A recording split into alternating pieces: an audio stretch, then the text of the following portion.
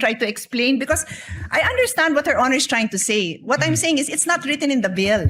Mr. You President, can we ask may your suspend. staff because it's not written in the bill. We may suspend, Mr. President, but it is actually written in the bill, and I was Kindly read quoting it. the gentlelady Kindly read it when I into the responded to her record. question. Then read it into the record, because yung binanggit niyong 5 items, nandyan nakasulat yan. But line 27, section 2, line 27 says, the promissory note shall be secured by any or a combination of the following. Yun nga kung binanggit nyo, nandyan yan. But it says a promissory note will be secured. My question was, paano mabubuhay ang mga ospital kung wala ng promissory note? Hindi nyo pwedeng ibato ito kasi ito sabi, the promissory note will be secured by the following. Perhaps Your Honor would like to make an amendment that says that in lieu of the promissory note, kasi yun ho ang sinasabi ninyo. Ang sinasabi ko, hindi nga ho nakasulat. So would you like to propose? Because we are happy to study and support. But hindi nga ho nakasulat yun. Yun lang naman ang puntos ko. Hindi pwede kasi yung intention natin hindi klaro sa batas. Well, that's why I'm glad, Mr. President, that we are in the period of amendments, because this representation is very open to proposed amendments, including subject to style, to not just improve the content of the bill, pero klaruhin ng crystal clear kung ano po yung intent niya. So no problem with that, Mr. President. Yes, and that is what I'm doing by using the period of amendment to make the interpellations.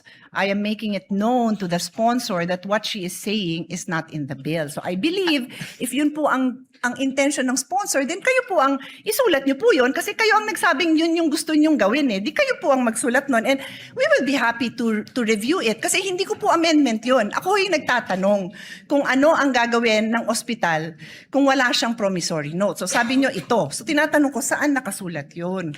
If the staff of the gentlelady could also provide my staff a copy so we can be guided, Mr. President. Maybe request the staff of Senator Pia to, there's a guide so Senator Risa can follow the amendments, or we can just flash it. Maybe we Yes, can. thank you, Mr. Yeah, if President. we have something that we can I flash. think it would be best to flash so Yeah. everyone can follow. Yeah.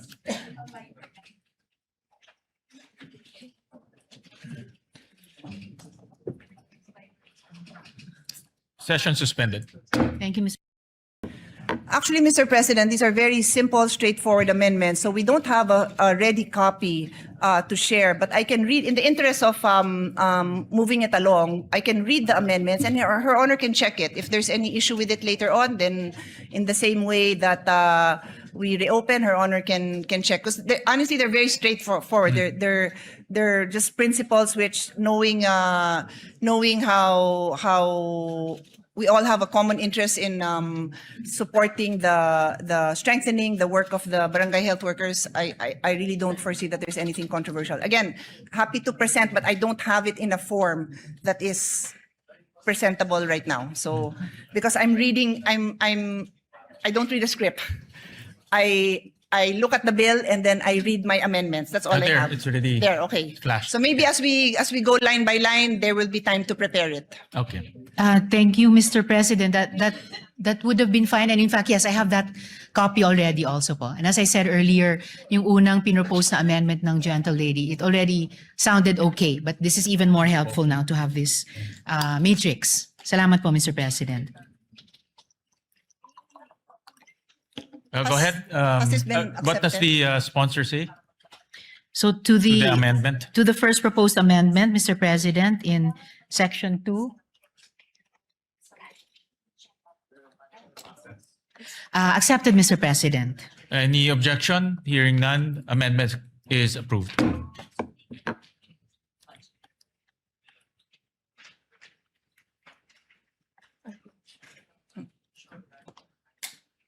Next amendment, Mr. President, is on page 2, line 3. After the word development, insert the sentence. The state further recognizes that BHWs are critical drivers in achieving the SDGs. as they serve as the primary health safety net for the most vulnerable, marginalized, and far-flung communities. We submit, Mr. President. Accepted, Mr. President. Any objection? Hearing none, amendment is approved. Page 6. What's next? Ah, okay. Next amendment, Mr. President, is on page 6, line 30. After the word field, semicolon, delete the word end. And still on the same page, line 32, after the word development period, delete the period and replace it with a semicolon and add the word end after the semicolon. And after letter E, add a new letter F, providing technical support for the use of digital health tools and telehealth platforms in the performance of their duties. We submit, Mr. President. Sorry, Mr. President, I'm following the matrix. What section is that in? I think section Page 11, 6. Yes, Yes. Mr. President, Letter sorry, I F. see it in section 11. letter D. Yes po. So after the words and professional development. Yes. Yes, That is accepted. correct. Accepted, Any- Mr. President. Any objection? Hearing none, amendment is carried. Meron pa? Our next amendment is on page 8, line 27. Delete the word end. And on the same page, on line 31, after the word duties, delete the period and replace it with a semicolon and then add the word end and add a new number 3, which shall read psychosocial support and mental health services, recognizing the emotional, psychological, and physical demands inherent in frontline community health service.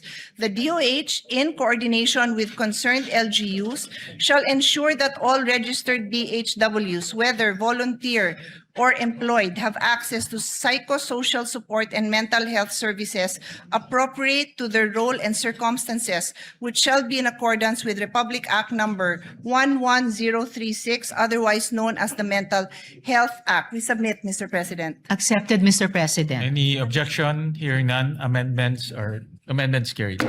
Thank you, Mr. President. That is all. Thank you, Madam Sponsor. Thank you, gentlelady, and thank you, Mr. President. Thank you to Senator Pia, and I've worked with Senator Pia in many education bills.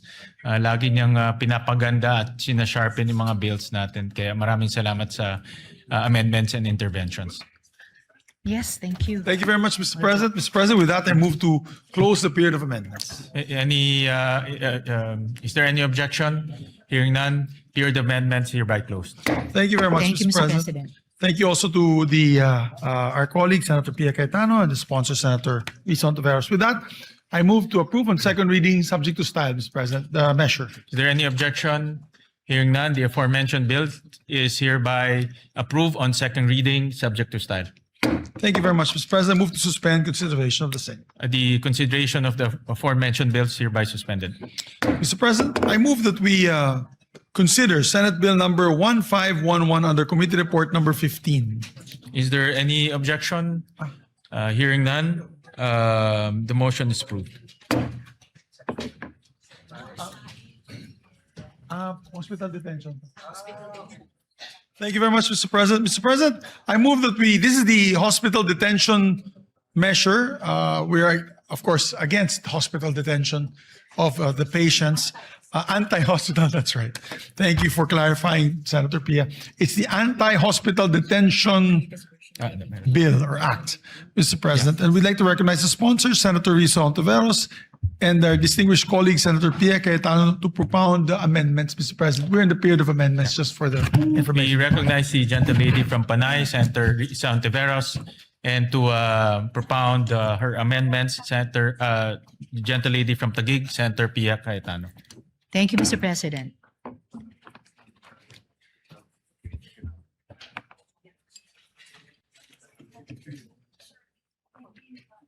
Thank you, Mr. President, for the information of the body and to remind the sponsor. When we were in the period of interpellation, this representation agreed that we close the period of interpellation on the condition that we would be able to propound questions during the period of amendment to help us formulate the proper amendments and to also enlighten the body on the issues, because for the record, this bill amends the law that this representation sponsored 15 years ago.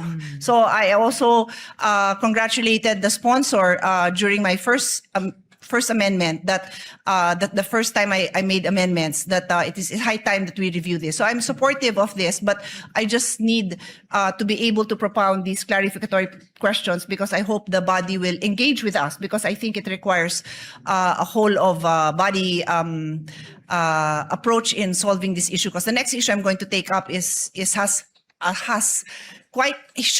might have a very big impact on the financial constraints of government. So if with her honor's permission, can I proceed? Yes, Mr. President. So we will start now on section 2, which is, Just to put everyone on the same page, we provided a clean copy to the body dated May 19. No? So, Yes, Mr. yeah, President. so that will be the base bill that we'll be referring to. okay. So I would like to bring the body up to speed. No, the current law requires that there is a promissory note that is executed by the patient, and the reason for this, dear colleagues, is because a lot of the private hospitals, they do not have endless cash flow. They are also running a business. Karamihan po niyan mga single proprietary owners na mga doktor mismo, and they also have to pay for their staff, for their lab technicians, for they have to cover all the investments they made, the purchases of their equipment, etc. So the reason that the law requires a promissory note, kasi hindi naman din kayang saluhin ng mga private hospitals yung yung hospital bill ng mga pasyente. Sino magbabayad, di ba? I mean, common sense po sa lahat ng kahit sari-sari store ka, kahit anong negosyo mo, at some point somebody has to pay the bills.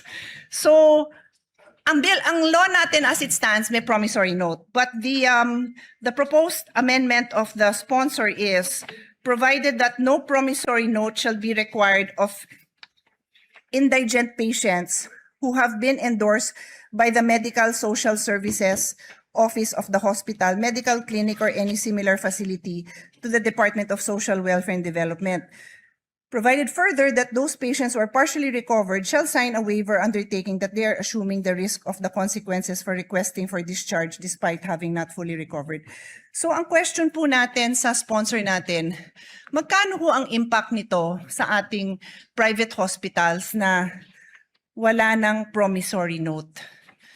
Magkano ba ang normal? Her honor can answer in any way she would like based on the data that she has. Ilan ba ang indigent patients natin na pumapasok sa DOH hospitals? Because for now, pag DOH hospital, sabi ng DOH at ng PhilHealth, wala nang babayaran. Yun ang zero Balance billing. ZBB. I was gonna say zero sum, parang iba namang concept yun. Zero balance billing, ZBB.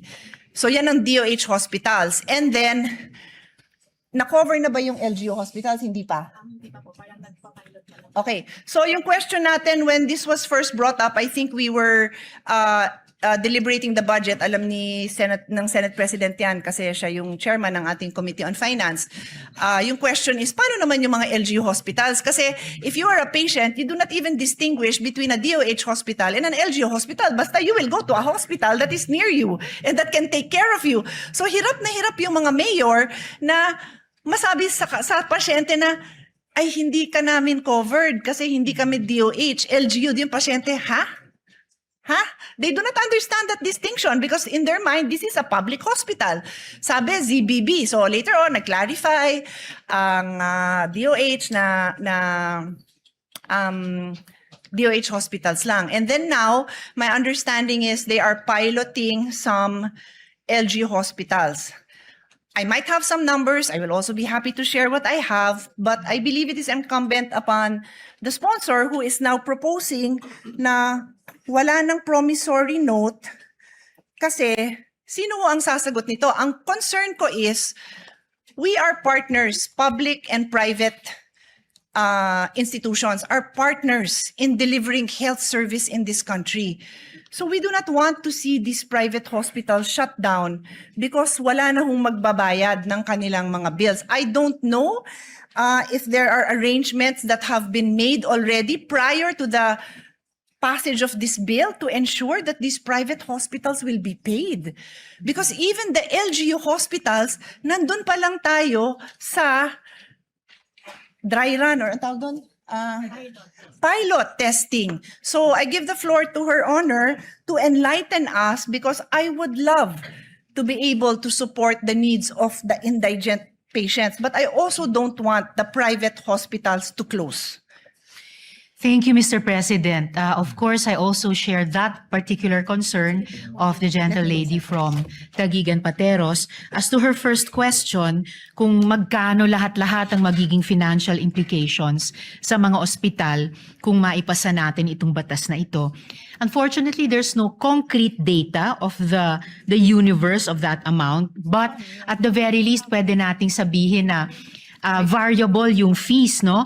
The fees range from as low as 50,000 pesos to 1 million pesos per patient. Depende sa kaso. Then of course, we would need to multiply that to come up with the range, multiply that with yung pangalawang tanong ng gentle lady kung ilan lahat yung mga indigent patients ang hindi nakakasettle ng bills nila under the current system. And before I go to ano yung kapalit ng current system proposed in this bill, I would just like to note, Mr. President, na because of this concern being raised by the gentle lady, kaya alam ko rin po na Senator Joel will also propose amendments in terms of transparency of billing and charges dahil sa cost variability na ito. Alright, then dako na po ako, Mr. President, sa kung hindi na magpapatuloy yung kasalukuyang promissory note system, ano naman ang kahit papaanong mga garantya o reassurance sa mga ospital na they will be eventually paid. The bill proposes at least 5 which may be used either singly or in combination with each other. So the promissory note or yung katumbas ng promissory note shall be secured by any or a combination of the following: a mortgage over real or personal property of the patient, a relative, or a co-maker. B, a guarantee of a co-maker who shall be jointly and severally liable. C, a deed of assignment. Dito, importante, Mr. President, gentle lady, yung papel ng mga government financial institutions. A deed of assignment of the loan proceeds or benefits entitlement from the Social Security system or the government service insurance system in case the patient is an active member thereof.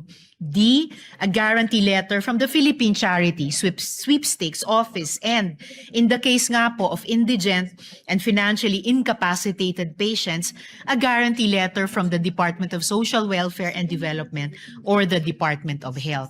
So, at least in the interim, Mr. President, between when dapat ma-discharge na yung indigent patient kahit may balanse pa siya sa bill and the time na mako-compensate nga yung ospital, ito po yung nakitang mga kapalit na mala promissory note o garansya para sa kanila, Mr. President. Mr. President, perhaps the sponsor can enlighten me because, with all due respect, yung binasa niyo po is Section 2, which states the promissory note shall be secured by any or a combination of the following. Yun ang binasa nyo. So this is, the promissory note will be secured by these items, yung inisa-isa nyo. what you told me is ito yung mga kapalit ng promissory note. Hindi ho yan ang nakasulat sa bill ninyo, Mr. President.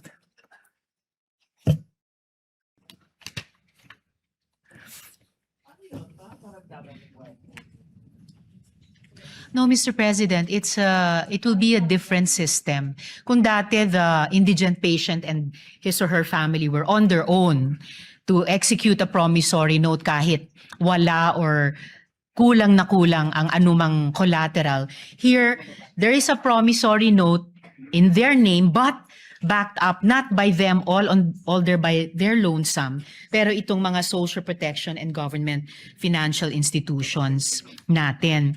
And without leaving this topic, if the gentle lady wishes to pursue it, just relating to an earlier question of hers, in terms of proxy data, yung tinatanong po nila na magkano magiging cost implications, lalo na sa mga private hospitals, kung maipasa yung batas na ito. So babalikan, If- sorry, just so for clarity lang, Yes. binabalikan niyo yung unang question ko kasi yung question natin ngayon is your response to me. Yes. So which one first? Oh, Because sabi hindi ko pa po, tayo- Mr. President, na without leaving this topic, just para hindi So, ko balikan natin malimutan. yung sa numbers. Yes, Okay, I just sure. want to add Okay.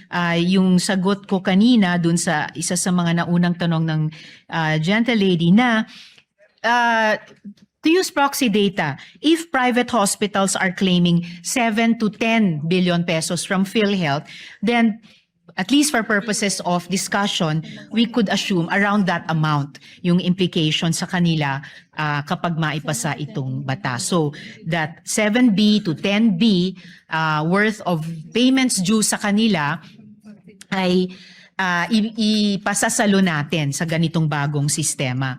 And then again, mindful of the... Can I comment on that one? Yes, Kasi Mr. President. otherwise, either I'll comment on this now or Yes. ililista ko lang kasi It's all right, Mr. President. sige. So The gentle lady may her proceed. Honor's theory is that based on the claim of private hospitals to PhilHealth, and her Honor said it is 7 to 10 billion, yan yung ina-assume ng ating sponsor na amount that is needed to cover indigent patients. Yes, Mr. President. Saan ho nanggaling yung figure na yon? From PhilHealth, Mr. President, with this What is the exact line item for that? Because I've sponsored the budget of PhilHealth and maraming hinihingi ang PhilHealth. So hindi ko kayang tanggapin na yan necessarily ang pang-indigent because the record also shows napakaraming indigent patients who don't bother going to the hospital because alam nilang wala silang pangbayad. So this is probably the bill for lower middle class or middle class patients who cannot even cover the bill. Hindi pa yata ito yung sa indigent. So we have to be clear if we are going to mention numbers that this definitely covers the sector that we are referring to. Yun lang naman yung reason kung bakit nagtatanong ako ng numbers kasi nakakatakot magpasa ng batas na to at batas ko to at gusto ko naman talaga siyang pagandahin na hindi tayo clear sa figures natin, Mr. President. Yes, Mr. President, I'm just pulling up the disaggregated data for which we came up with this proxy data of a range of 7 to 10 billion pesos. And I will be giving that to the gentle lady during this interpellation or this period of amendments. Additionally, Mr. President, before returning to the latest concern of the gentle lady, mindful of the apprehensions and reservations raised by the good senator from Taguig and Pateros regarding the possible cost implications to government, the sponsor wishes to place on record that the provision is anchored on the availability of medical assistance programs of various government agencies as provided under this bill na binanggit ko nga, Mr. President, as well as, of course, the continued implementation of the government's zero balance and no balance billing policies. And in line with this, the sponsor is likewise inclined to accept the proposed amendment of the good senator from Taguig when she proposes it, requiring the Department of Health to establish the criteria for indigency and the requirements necessary to qualify for the said exemption at a later time, Mr. President.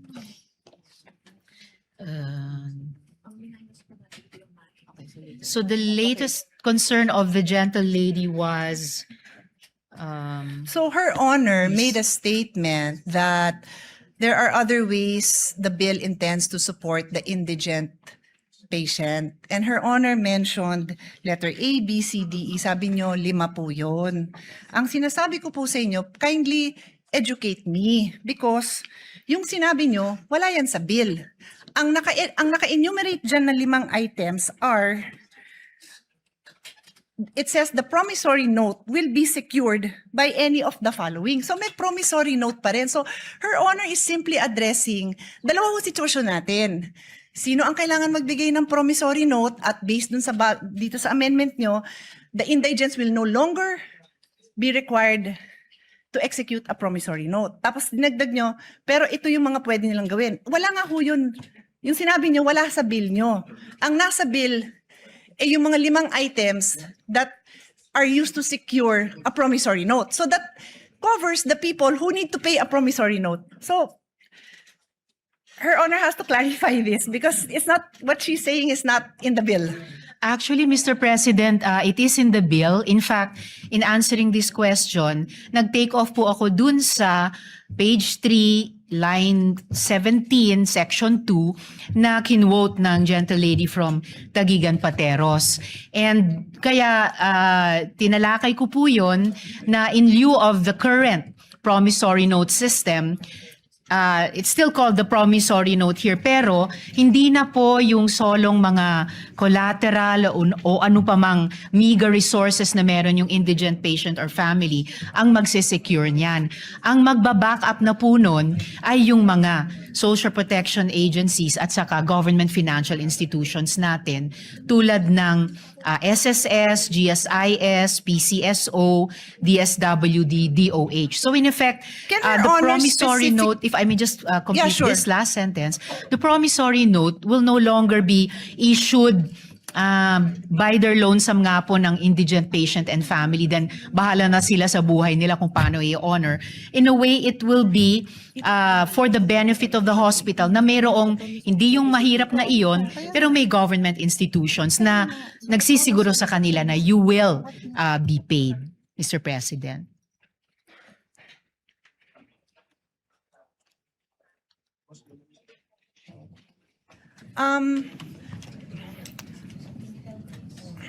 Should we suspend? Because what Her Honor is saying is not written in the bill. So I don't know if We Her may Honor suspend, would Mr. like President, like but- me to approach and try to explain because I understand what Her Honor is trying to say. What I'm saying is it's not written in the bill.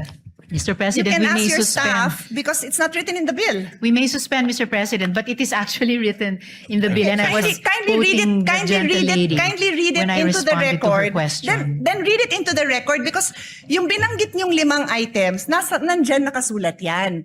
But line 27, section 2, line 27 says, the promissory note shall be secured by any or a combination of the following. Yun nga kung binanggit nyo, nandyan yan.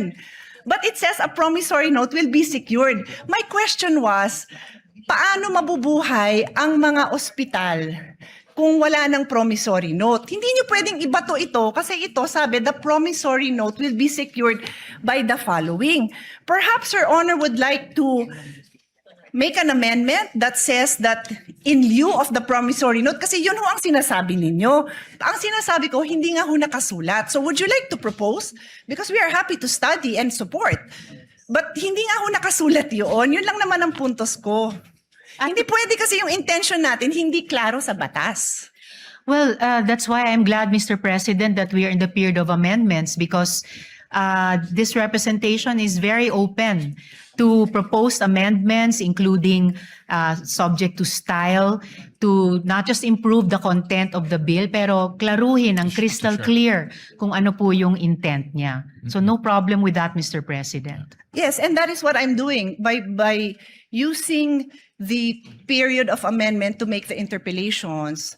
I am making it known to the sponsor that what she is saying is not in the bill. So I believe if yun po ang intention ng sponsor, then kayo po ang isulat niyo po yun kasi kayo ang nagsabing yun yung gusto niyong gawin eh. Di kayo po ang magsulat nun and we will be happy to review it kasi hindi ko po amendment yun. Ako yung nagtatanong kung ano ang gagawin ng ospital kung wala siyang promissory note. So sabi niyo ito. So tinatanong ko saan nakasulat yun?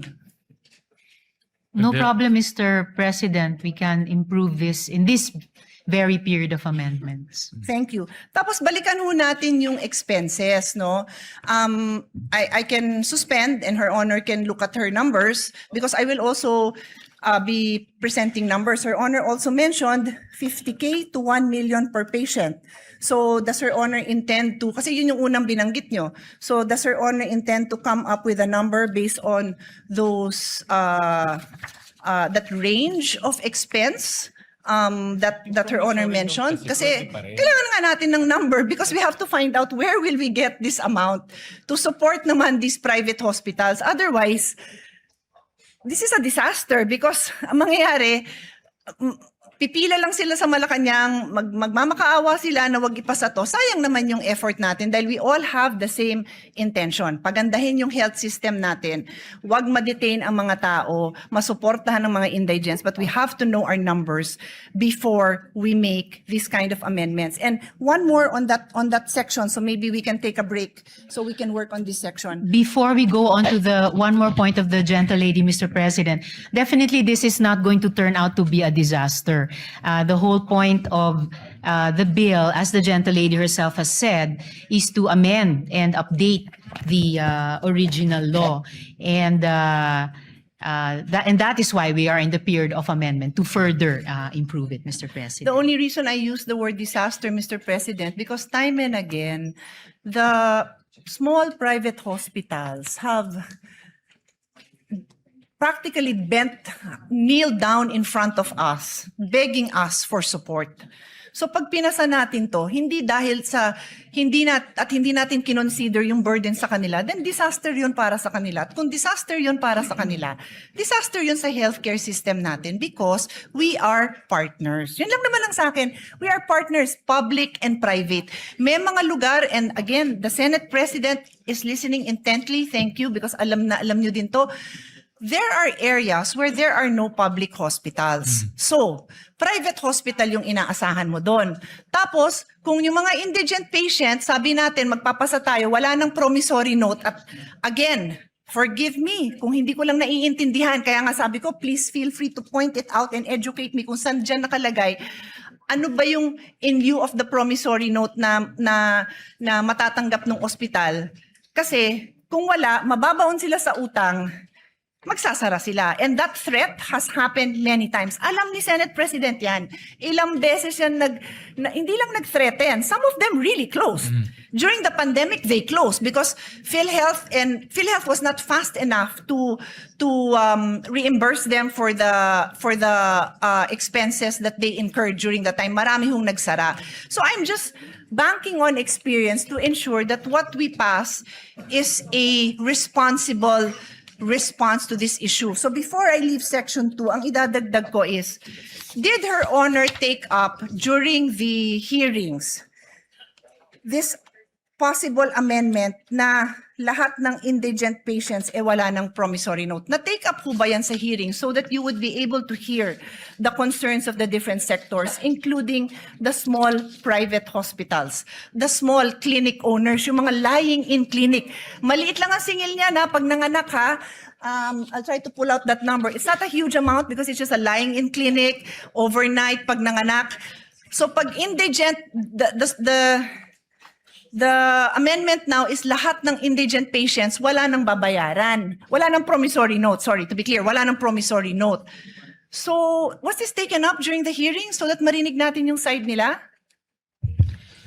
No, Mr. President, it wasn't taken up to have no promissory notes. The change, Mr. President, was that, as I mentioned earlier, hindi na po mag-isang mag-i-issue ng promissory note ang mahirap kahit sapilitang magkakabit siya ng kakarampot na nga na pagmamayari niya bilang di umanong collateral. Ang magbaback up na po ng promissory note, which is now more a document for the benefit of the hospital ay ito nga pong mga social protection at saka government financial institutions na binanggit ko po kanina. So ang ibig niyo, Mr. so two President. things I want to establish. Number one, hindi niyo nga na-take up yan. Pero ang impact nito napakalaki sa private hospitals. Wala silang chance na marinig ang side nila kasi hindi yan na-take up during the hearing. Ang sa akin naman po, I understand, no? May liberty naman po tayo mga parliamentarians na ma-take up sa floor ang mga iba-ibang amendment. Naintindihan ko naman po yun. Pero pag napakabigat nung impact, it's either na-take up yan sa hearing or bibigyan natin sila ng time na mabigay din nila yung posisyon nila dito. Kasi sobrang laki talaga ng impact sa kanila. Please give me the number of private hospitals. 864 private hospitals. There are 864 private hospitals spread out all over the country. And like I said, there are certain areas where there are no public hospitals. So ang tatakbuhan lang ng tao, private hospitals. So kung hindi sila narinig sa hearing, sana man lang marinig din natin yung position nila on this issue. And before, as I said, I leave section 2. Your Honor If keeps the gentlelady would allow, Of before we course. move to another No, I'm not leaving yet. point. I have another point on section 2. If I may just respond to this latest point. I did not say po na hindi inimbita ang mga private hospitals. We did invite them to the hearing, and as far as we can remember, they had no opposition to changing the promissory note system, and in large part changing it by backing it up, hindi sa collateral ng mga mahihirap na, kundi yung guarantee at financial capacity ng mga government financial institutions at saka social protection agencies. Ang sinabi ko pong hindi ay hindi natalakay ang isang no promissory note system. But did we invite the private hospitals? We did po, Mr. President. Yes, thank you for clarifying that. Maganda namang clarification yon kasi magandang napapakita naman natin na naimbita naman. Pero yung topic na yan hindi na pag-usapan. And if Her Honor, again, may clarify, ano ho ba yung version ng bill na natalakay doon? Yung no promissory note sa indigent patient, sabi ng ating sponsor, hindi natalakay. How about yung no promissory note to senior indigent patients? Natalakay yata yon. Tama ho ba ako? Yes, Mr. President, tinalakay po para Okay. sa senior citizens. So ang pagkakaintindi po natin, and again, correct me if my understanding is wrong, ang na-bring up at ang alam ng mga nag-attend ng hearing is that i-consider yung no promissory note sa senior indigent patient. Kaya lang, pagdating na sa committee report, naging indigent patients lahat na. Kaya nga pati yung example ko na maternity lying in clinic, kasama na rin po dyan. Ang laki rin ho ng tama nila. When I said 800 plus hospitals,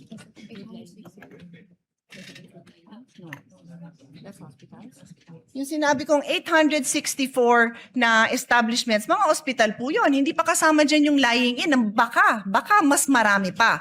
So that's why I'm just asking, do we know? And I'm not a stickler for kailangan na take up yan sa hearing. Pero ang sa akin, I am a stickler for narinig ba natin yung concerns nila at yung side nila. If merong mag-advocate for them here, that's okay. If the sponsor has information that can assure us that protected din naman yung interest nila, that hindi naman sila mababankrupt, open naman din po tayo doon. That's the only reason I bring it up, Mr. President. Now, Yes, Mr. President, I do appreciate that. And kaya nga po, the bill, gusto niyang i-bring in yung financial power at stability ng mga government financial institutions natin, including nga po the pension institutions and the social protection departments. Additionally, Mr. President, looking at page 4, lines 14 to 17, yun po yung letter E dito po sa section 2 natin, assumed po doon yung coverage for the indigent and the financially incapacitated. Kasi nga po nakalagay dito, in lieu of a promissory note, a guarantee or a reference letter from DOH or DSWD ang mag-assume. So, as the gentlelady and I were starting to discuss earlier, we can, in this period of amendments, clarify the wordings to assume that promissory equals guarantee. So, a promissory note is a guarantee note of these agencies and institutions of government. So sa ngayon, no promissory note for senior citizens, but this representation is anticipating or it has an amendment from the Senate President na ang mako-cover all indigent patients. And I'm very willing to, I support that. So the amendment po, yung covering all indigent, I would accept. And that is also why, Mr. President, we are accepting, again, to reiterate, we are accepting the proposed amendment of the gentle lady for DOH to put eligibility criteria in recognition of her concern. And in fact, I already accepted that, Mr. President, last month, for the record. And for the record, I have no issue covering indigent patients. I am just asking for the financial data so that we are assured that when we go into the budget debates, we will have the full support of all our colleagues to support this amount because mababankrupt nga ang mga private hospitals. And again, I am very willing to hear the numbers to ensure that hindi sila mababankrupt kasi yun lang naman yung objective natin, Mr. President, to ensure that we have a healthy health ecosystem na buhay ang ating private health institutions at nandyan yung mga support na kailangan nila. Kasi bago nga itong factor na dinadagdag natin. It's new. It's new. It does not exist now. Indigent patients are required to provide a promissory note, which means they have the legal obligation, to be clear sa mga nakikinig, they have the legal obligation to cover that amount. That is the meaning of a promissory note. You have Yes, a Mr. legal backing President. to cover that amount. So I understand what Her Honor is saying, that she has these government agencies that will provide, and Her Honor even mentioned letter E on the next page. Wala hong problema yon, pero I will just end this point, Mr. President, and ask Her Honor to read line 27, which is on page 3. Line 27 lang po, hanggang 30, kasi marami namang nakabura doon eh. Let's put it on record. The gentlelady would like me to read it. So page 3, lines 27 to 30, the promissory note shall be secured by any or a combination of the following. And is Her Honor, is my understanding correct that yung the following na yan nga po yung 5 na binanggit nyo. Tama ho ba ako? Tama po, Mr. President. So, anong binasa nyo? The promissory note shall be secured. So, we are talking about a situation where there is a promissory note involved. And what I have been trying to say, Your Honor, is for the indigent patient, it is your amendment that says that line 17, would Her Honor like to read? I can read it, she can read it, but that is your amendment, Your Honor. Line Yes, Mr. 17. President, provided that no promissory note shall be required of indigent patients who have been endorsed by the Medical Social Sciences Services Office of the hospital, medical clinic, or any similar facility to the Department of Social Welfare and Development. And just to reiterate, Mr. President, earlier, sinabi ko na rin po na we can clarify wordings to assume promissory equals guarantee. So it could be a guarantee note.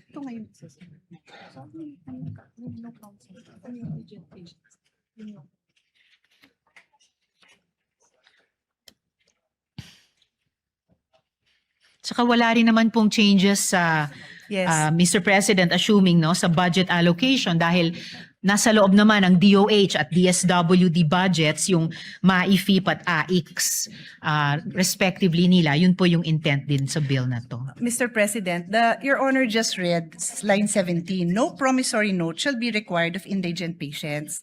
So paano sila mag-a-avail nung nasa line 27 nga na pinasa nyo? Eh yun nga yung provision that requires a promissory note. It simply elaborates what can be, what security is allowed. Yun lang yung pino-point out natin. Kasi Her Honor keeps on pointing to the alternatives to a promissory note. Wala nga hong nakasulat sa batas nyo na ganon because Section 27, which you just read, Her Honor just read into the record, refers to the security of a promissory note. That's So why, you Mr. might require President, another provision, Your Honor. I am just trying to put into words your intentions kasi kayo ho ang may intention na ito eh.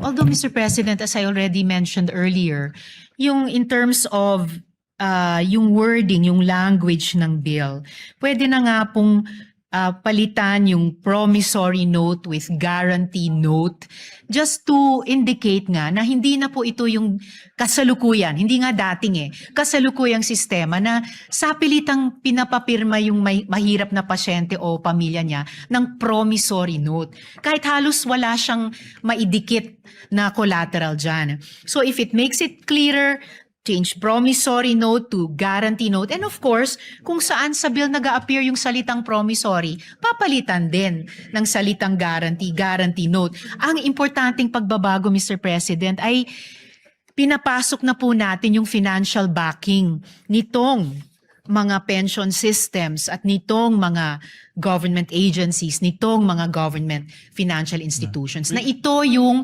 magsaspare dun sa mahirap na pasyente at pamilya niya na sapilitang magpirma ng promissory note. Ito rin yung assurance sa ospital, pati yung mga private hospitals na definitely mababayaran sila. Kung tama po yung estimation po namin na 7 to 10 billion pesos ang financial implication, particularly sa mga private hospitals.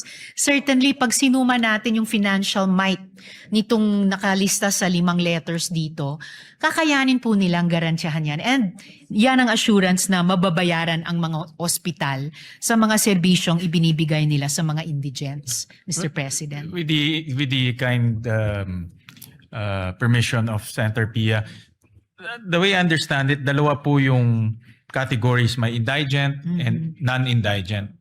Ang indigent, hindi na po pwede mag-issue ng promissory note. Dito papasok si DSWD para to assure the payment to the hospitals.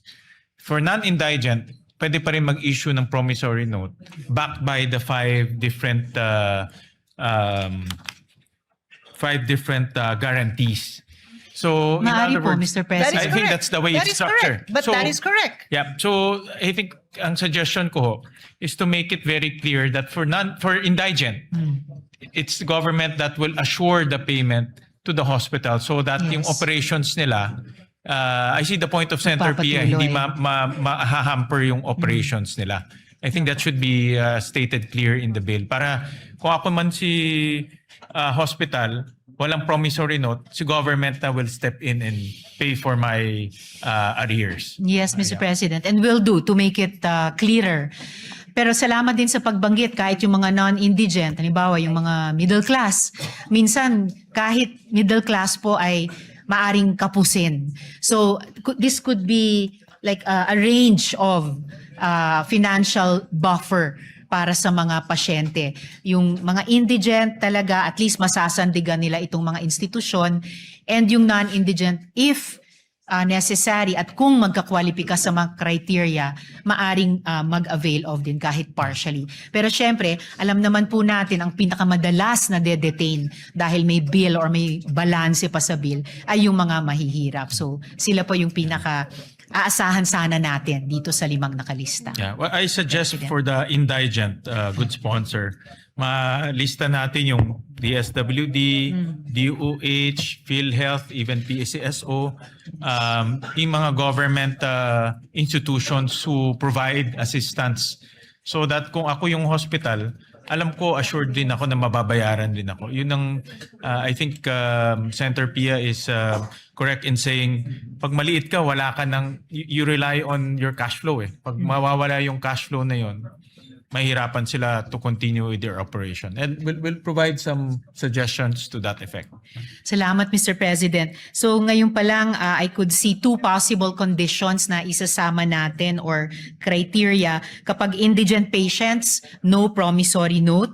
And for other patients, maaring may promissory note pero backed up pa rin by the 5 securities bilang guarantee sa hospital. And I thank the good Senate President for those for that additional guidance. Mr. President, we could suspend for the moment so that we can fix the provision with the staffs, both of the good gentlewoman and the Senate President. Yeah. So with that, Yes, yeah. but what thank you for that. Thank you for the clarification. Mr. Senate President, because that's exactly what I was trying to say. All right. I was just pointing that out, that it is not clear where that money will come from. And what we have not established is what is that amount?